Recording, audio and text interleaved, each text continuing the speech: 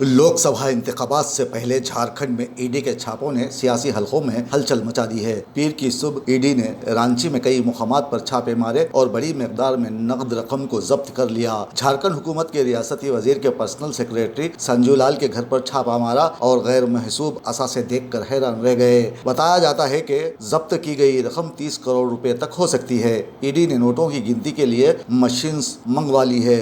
ED ने तकरीबन 9 मुकामात पर छापा मारा, जिसमें सेल सिटी में रोड कंस्ट्रक्शन डिपार्टमेंट के इंजीनियर विकास कुमार का ठिकाना शामिल है। ईडी की कार्रवाई जारी व सारी है। दूसरी जानिब तजिया निगारों का मानना है कि ये छापे हुकूमत की ऐमा पर मारे जा रहे हैं और अपोजिशन को ऐन इंतखाबी मौसम के दौरान निशाना बनाया जा रहा है। लेकिन ईडी का कहना है कि बदउनवानियों और बेकायदियों में मुलविस अफराद के खिलाफ कार्रवाई जारी रहेगी, जो कमीशन बेसिस पर कॉन्ट्रैक्ट हासिल करते हुए कालाधन जमा कर चुके हैं। ऐसे अफराद पर कार्रवाई जारी रहेगी।